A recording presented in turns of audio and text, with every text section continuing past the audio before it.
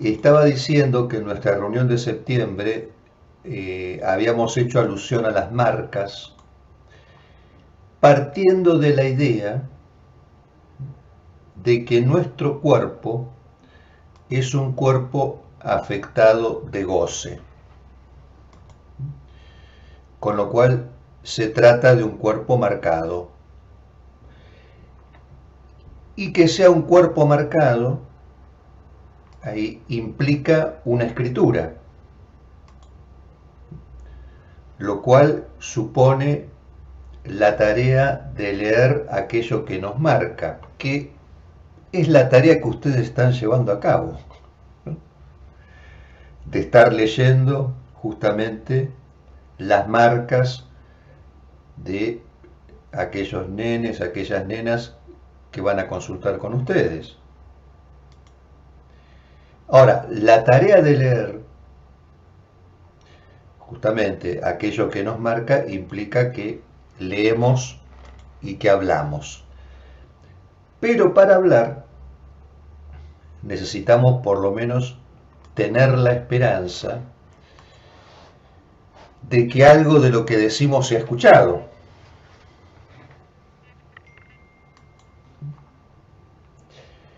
Si eso se cercena, ¿qué podemos hacer para leer? Porque partimos de la idea de que no dejamos de leer con la imagen del cuerpo. Ahora, ¿qué ocurre si nos encontramos con que lo que tenemos para decir no es escuchado? Si eso se cercena, ¿qué podemos hacer para leer? Poner bombas en el colegio. Acá aparece el paradigma que ya hemos comentado con ustedes y que está mencionado en nuestro libro de referencia, que es el de la masacre de Columbine en 1999. Y más cerca en el tiempo, la masacre en la escuela primaria de Texas, donde fallecieron 21 personas, 19 chicos de segundo, tercer y cuarto grado y dos profesoras.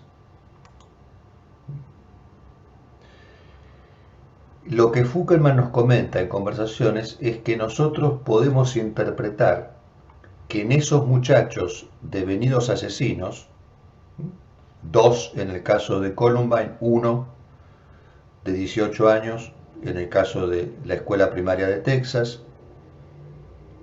el chico de 18 años había cumplido los 18 y había comprado dos armas, dos fusiles automáticos. Ustedes saben que en varios estados de Norteamérica los chicos pueden comprar armas, armas automáticas, armamento de guerra. Bien, lo que Fukelman nos invita a pensar acá en conversaciones es qué aconteció en estos muchachos devenidos asesinos. Y lo que nos dice es que aparentemente ahí algo ha acontecido entre una marca y otra, y aparentemente de un modo tal que no quedó lugar entre marca y marca para que alguien leyera, hablara, fuera escuchado y se inscribiera ahí un querer decir.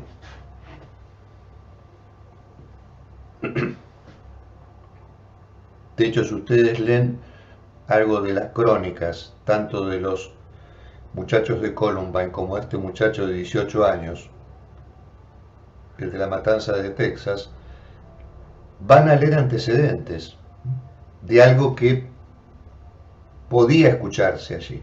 Algo se estaba manifestando, pero la ausencia, el déficit en ese campo de que alguien justamente se propusiera no solo para escuchar, sino para leer lo que estaba escuchando y que procediera a alguna inscripción sobre eso. Bueno, eso que ocurre tanto en Columbine como en la escuela primaria de Texas, ¿fueron pasajes al acto? Sí. si entendemos pasajes al acto como aquellos acontecimientos en los cuales hay un acto sin palabra.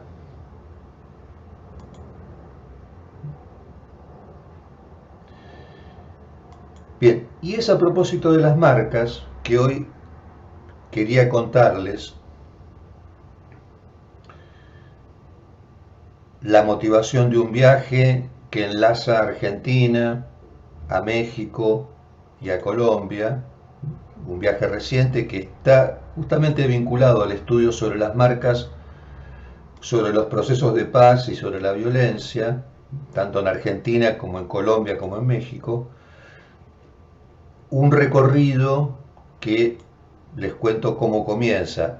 Aquí en Buenos Aires, en septiembre del 2015, desde la Asociación Médica Argentina, me invitan a hablar sobre la violencia. Y en esa ocasión, el título de la charla, que me costó encontrarlo, el título. Acá varias personas saben que yo ando en bicicleta. Y mientras ando en bicicleta, acá Patricia lo sabe, voy pensando, ¿no? Permite eso, la bicicleta, ir pensando. Eh, bueno, y ahí, en uno de esos paseos en bicicleta, se me ocurrió que el mejor título podía ser sobre la dimensión estructural de la violencia. Es una intervención que quedó grabada en el 2015, a quien desee escucharla me avisa y le paso el enlace donde pueden encontrarla. Esa charla, llamativamente invitada por una institución que tiene que ver con la ciencia, como la Asociación Médica Argentina, esa charla tuvo consecuencias porque a fines del 2016 una colega mexicana de Chiapas, docente de la Universidad de Ciencias y Artes de Chiapas, a quien yo no conocía, encuentra esa intervención y me invita a hablar sobre la violencia en un congreso que se iba a realizar en Tuxtla Gutiérrez, que es la capital de Chiapas, a fines del 2017. Cuando yo recibo la invitación, supuse que se trataba de participar en una, como suele pasar, en una mesa, 15, 20 minutos, como suele ocurrir en los congresos. Pero cuando llego a Tuxtla, el mismo día que debe intervenir, estos colegas de la universidad me avisan que esperaban que yo, presentado como conferencista internacional, diera una conferencia para cerrar el congreso en un teatro universitario. Bueno, imaginen mi sorpresa en ese momento. Pero bueno, mayores sorpresas tenemos en el consultorio, sin ninguna duda. ¿No? Y sí, sí, es un mayor desafío. Así que, bueno, ahí yo repliqué algo de lo que había hablado en la Asociación Médica Argentina, y en ese mismo congreso se constituye algo que estos y estas colegas de Chiapas denominaron la Red Latinoamericana de Estudios sobre la Violencia. Una red que estas personas les interesó constituir para justamente generar una reflexión sobre la violencia en nuestra Latinoamérica. Bueno, a partir de ese momento, 2 años después, en el 2019, vuelven a invitarme a ese congreso y en ese congreso me encuentro con gente de varios países, entre ellos de Colombia, allí, en México, de 2 universidades públicas colombianas. Y al parecer a estos docentes universitarios colombianos también les pareció interesante lo que se podía comentar desde una lectura psicoanalítica respecto de la violencia, porque 2 meses después me comunican que me invitaban a Medellín a realizar actividades con ellos. Un viaje que estaba previsto para el 13 de abril del 2020, justo en la semana de mi cumpleaños. Lo cual a mí me pareció fantástico porque yo aborrezco los rituales de cumpleaños, así que dije, me escapo de Buenos Aires en la semana de mi cumpleaños, me parecía fantástico. Bueno, Obviamente 2020, abril, esto quedó suspendido, con lo cual, de todas maneras, me liberé de los rituales por la pandemia. Pero bueno, me quedé sin el viaje a Medellín, que quedó suspendido hasta agosto de este año, donde se concreta esa invitación. Y fíjense qué interesante, porque quienes invitan no son gente de la carrera de psicología. Los que invitan son docentes de la Facultad de Ciencias Sociales, de dos universidades públicas, como les decía, la Universidad de Antioquia y el Colegio Mayor de Antioquia. Bueno, y aprovechando la oportunidad, no solamente en Medellín, sino también en Barranquilla, estuve allí realizando algunas actividades que les voy a comentar. Que, por un lado, fueron contacto con estudiantes, con profesores, pero también hubo oportunidad de realizar lo que yo denominaría actividad territorial ahí. En un caso muy interesante en Medellín, visitando un emprendimiento de un barrio popular de Medellín, un proyecto llevado a cabo inicialmente por mujeres en ese barrio popular de Medellín, que armaron una cooperativa para construir viviendas en un modo de autogestión, ¿no? Pudiendo obtener el terreno en donación, los materiales también, y aportando ellas mismas la mano de obra, con lo cual costo cero en esa construcción. Les voy a pasar después la entrevista muy breve a una de las líderes de este emprendimiento, una muchacha que, proviniendo ella misma de una infancia en barrio popular, hizo un recorrido muy interesante, muy virtuoso a mi gusto, en esta tarea, ¿no?, solidaria y, bueno, y de cooperación. Y también les voy a compartir una suerte de reportaje, luego se los voy a pasar para que cuando quieran lo escuchen, que en ese mismo barrio donde se construyen estas viviendas, una entrevista que le hice a un cura, un viejo cura, que fue uno de los motores también de esa cooperativa. Un sacerdote antioqueño, diocesano, promotor de la educación popular, tipo muy interesante, un tipo ya grande, cercano a los 80 años, que consagró su vida a colaborar con las poblaciones carenciadas, viniendo él mismo de un estrato social muy alto en Medellín.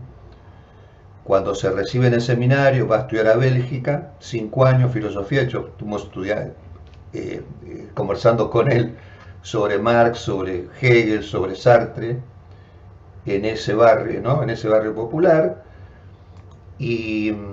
Pero cuando vuelve, él me comenta, dice, mira, yo ahí decidí que quería vivir como Jesús.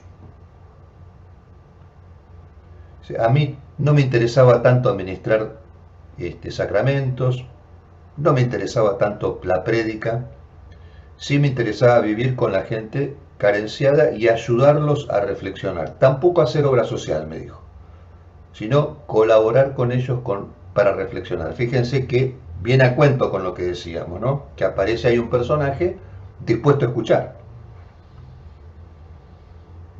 en un barrio con carencias. En otra actividad de estas territoriales, tuve oportunidad de entrevistar a un cuadro relevante de la FARC, EP, o sea, las Fuerzas Armadas Revolucionarias de Colombia, esta organización guerrillera de extrema izquierda que estuvo en actividad desde 1964 hasta el 2016. 2016, cuando se desmovilizan, por lo menos esta organización se desmoviliza por los acuerdos de paz, y en el 2017 conforman un partido político. Bueno, tuve oportunidad de hablar con esta persona, profesor en este momento de la Universidad de Antioquia, muy interesante porque no deja de tener un gran interés lo que comenta ahí sobre la vida del militante, una doble vida, porque durante muchos años él trabajó así, por un lado en su población y por otra parte formando parte de la FARC. Digo, no deja de tener interés para nosotros porque podemos entender eso, como esa vida del infiltrado, como algo que nos atañe también. Digo, algo que se pone en juego en nosotros mismos, siendo nosotros mismos infiltrados en otra escena, de manera constante, ¿no? En tanto estamos tomados por otra escena, y con eso nos arreglamos como podemos. Bueno, y luego tuve oportunidad también de hablar en otro lugar, en otro momento, con una muchacha, también en Medellín, una joven lideresa comunitaria de un barrio popular también, estudiante de la facultad, dedicada a la prevención de violencias basadas en el género, y es un testimonio que también les invito a escucharlo. Les voy a pasar el enlace de la entrevista que le hice, porque ahí testimonia algo muy conmovedor de su historia personal, algo que sucede fines de la década del 90, ¿no? En un momento en el cual Medellín estaba picante, muy picante, y esta muchacha, teniendo 15 años, en una noche de recorrida en su barrio, recibe un balazo en el ojo, una bala perdida.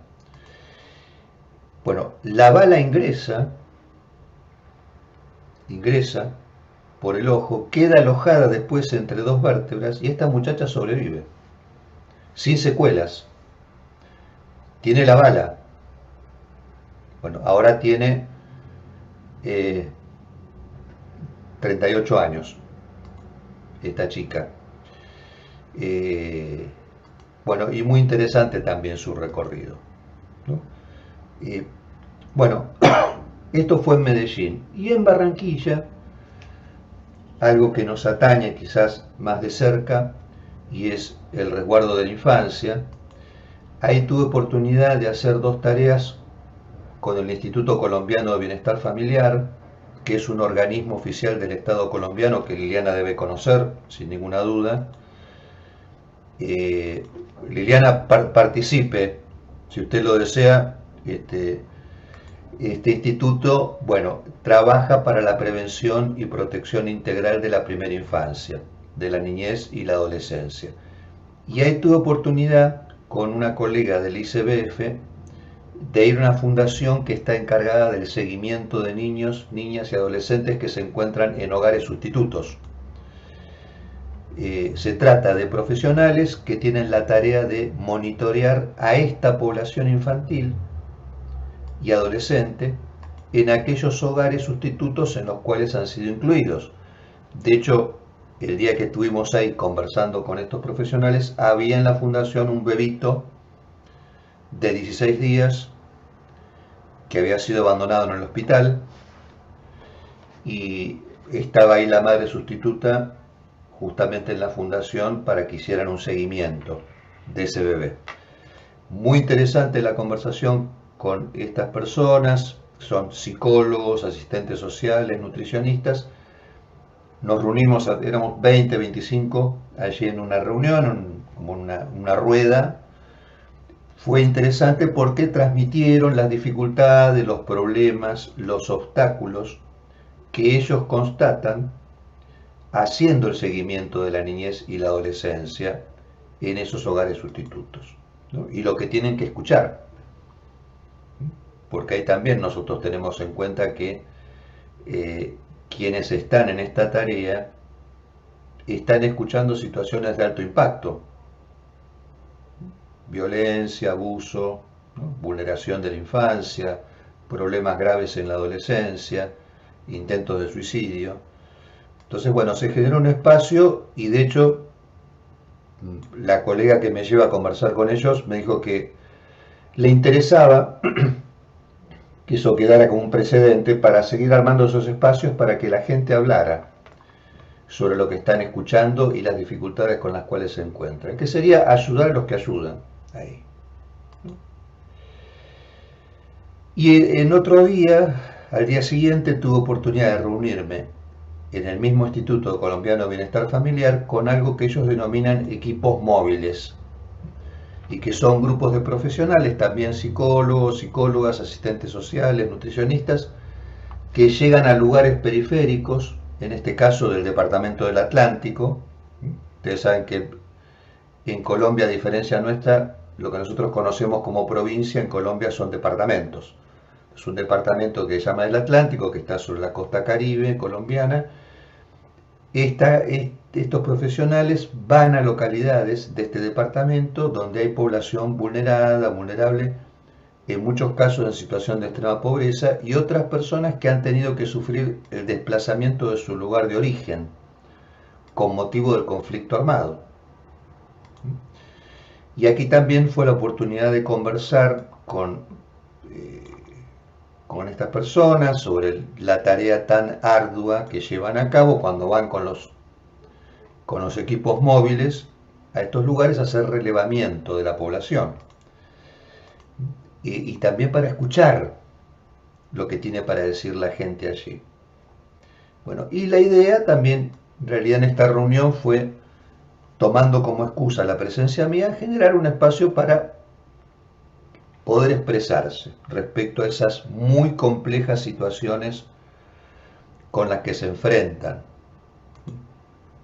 Algo, insisto, que enlaza a toda Latinoamérica. Nosotros escuchamos estos testimonios.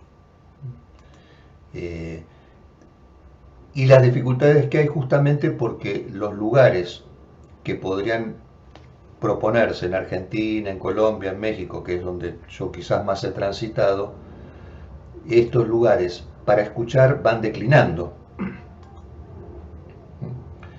Yo digo que en la organización política actual, no digo la de Argentina, ni tampoco la de Colombia o la de México, me refiero al sistema político global.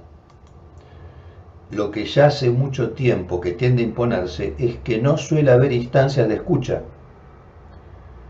de lectura de las marcas, justamente, esas marcas que nos constituyen. Entonces, en ese sentido podemos decir que al menos en el caso nuestro nos proponemos para escuchar, lo cual, dado el contexto global, imaginen qué oferta estamos haciendo. Bastante única, se podría decir, ¿no? Y muy relevante.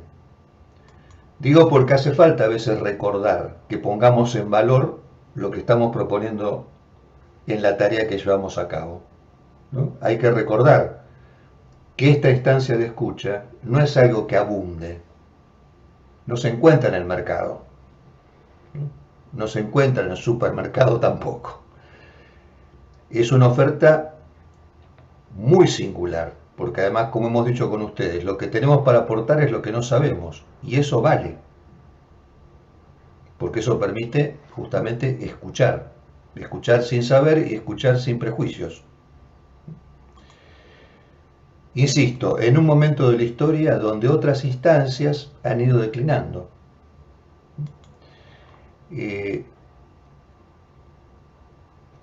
Esto nos permite el pie para ir hacia otra formulación que consta en la lectura de conversaciones.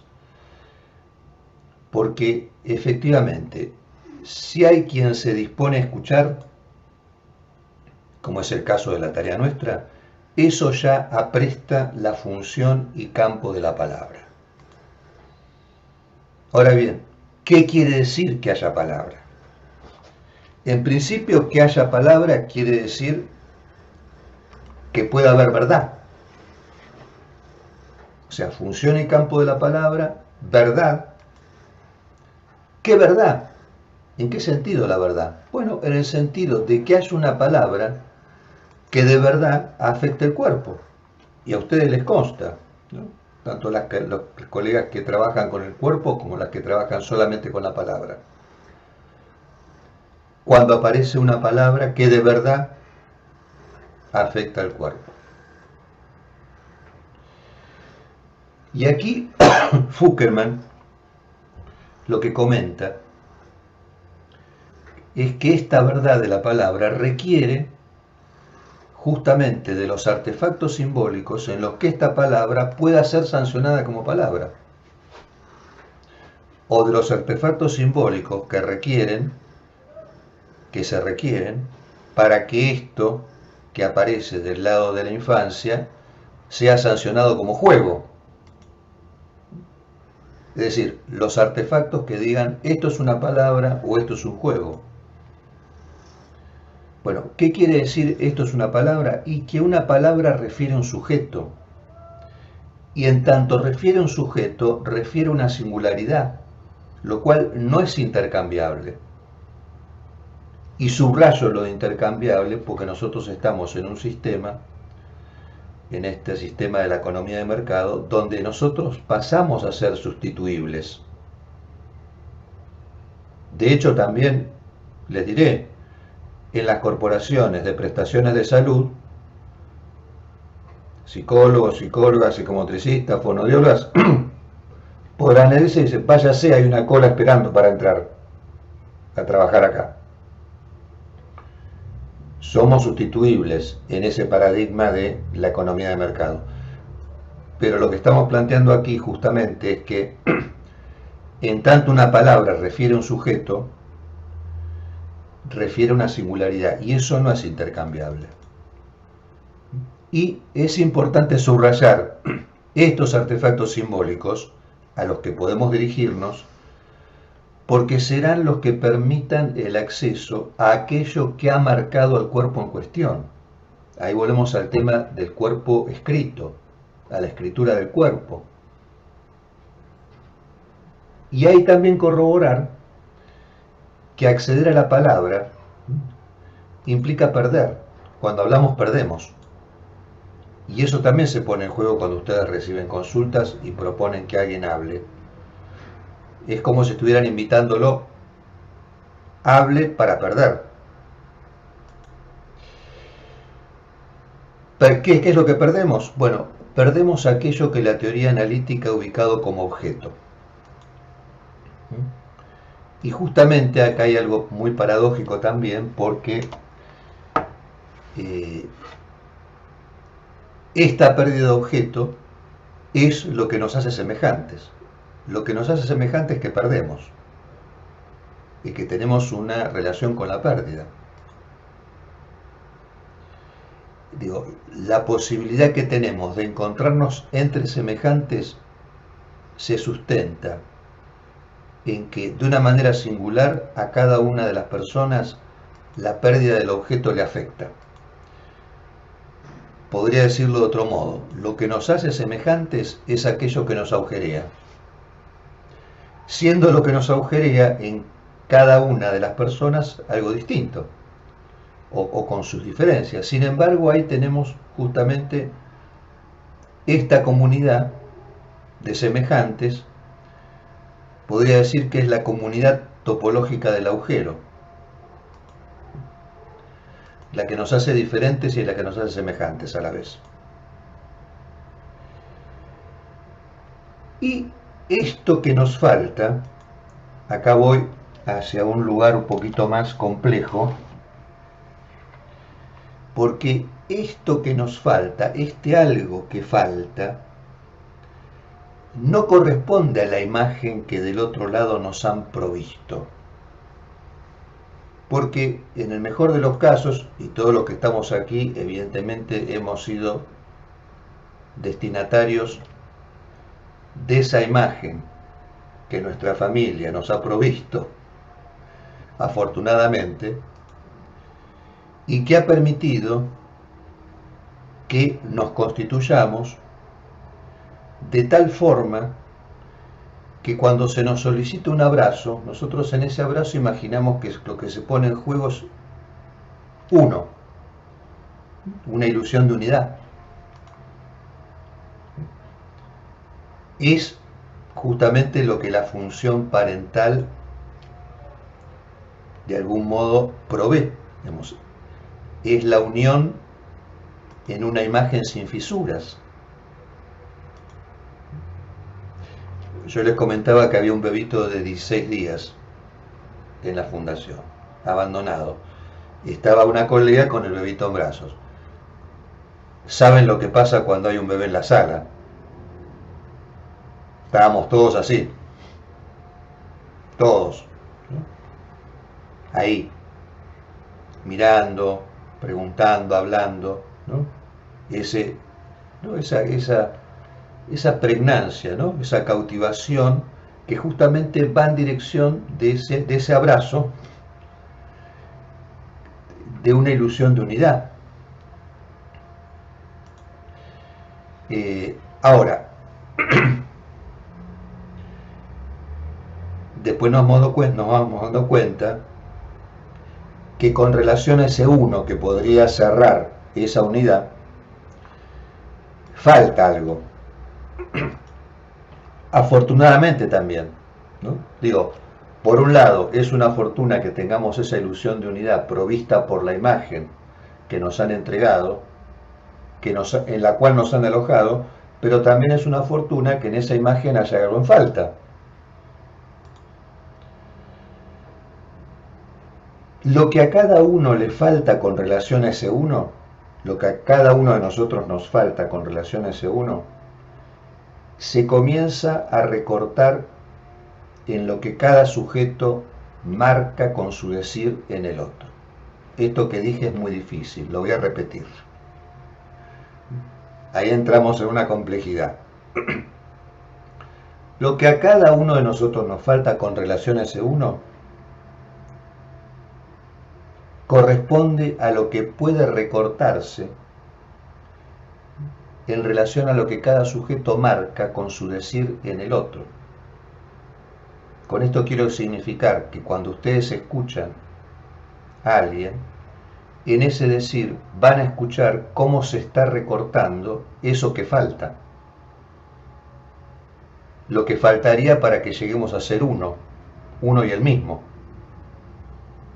Y de hecho, si hay algo claro, que nosotros no somos uno y el mismo, o una y la misma. Hay una discordancia en nuestra identidad. Afortunadamente también, ¿no? Estamos excluidos radicalmente de una identidad con nosotros mismos. Por eso que vamos a buscar identidad en otros lugares, en el amor, bajo distintas formas, en alguna institución.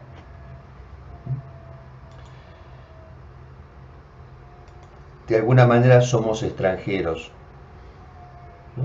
Porque nos constituimos en un lugar que no es el propio. De eso estamos excluidos. Entonces, vuelvo sobre este tema que es complejo. Cuando nosotros hablamos,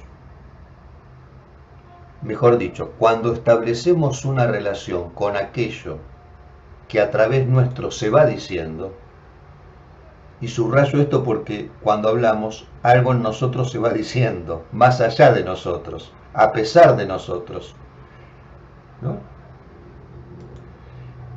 Cuando establecemos una relación con lo que a través nuestro se va diciendo, se entiende que es una relación libidinal.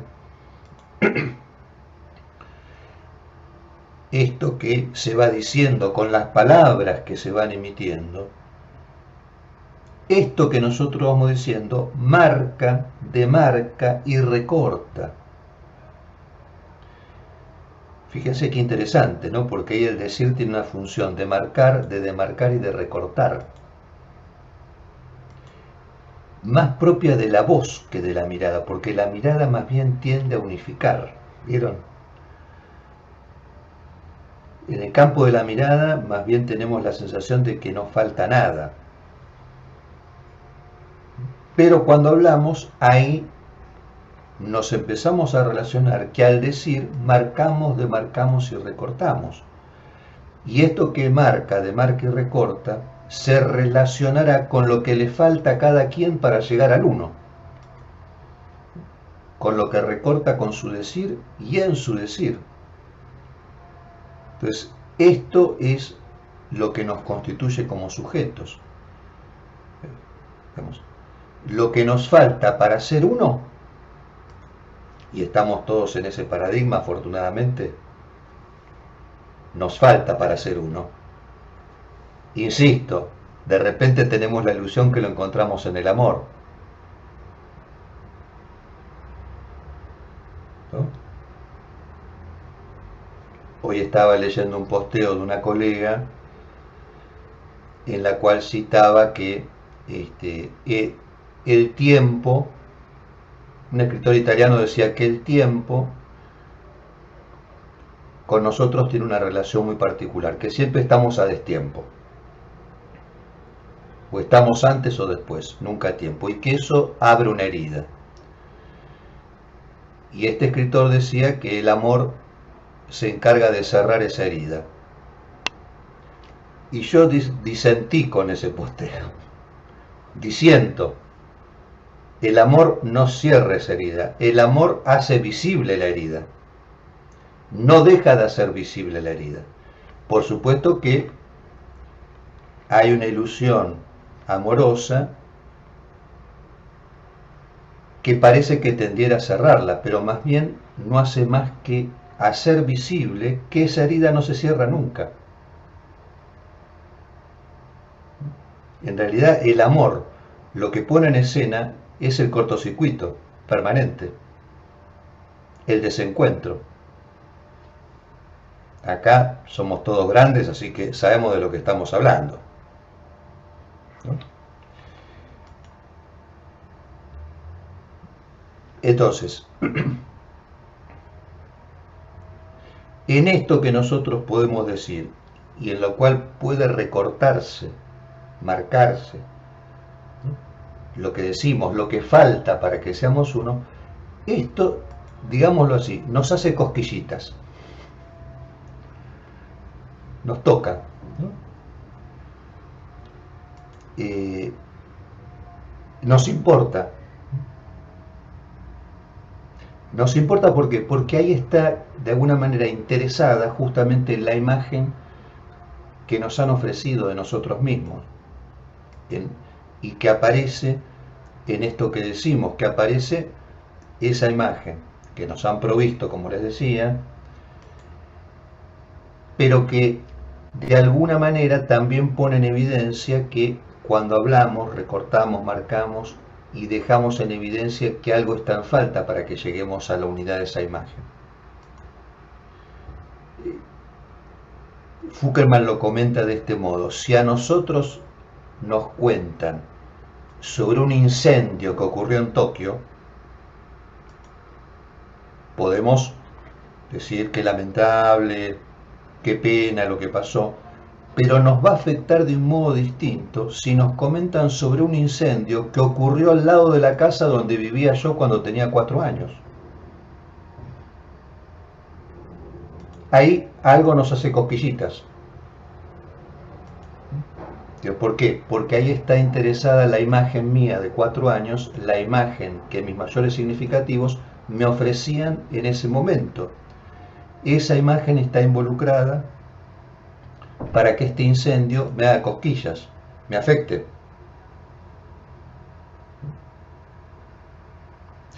Bien, hasta aquí lo que quería comentarles en este primer segmento.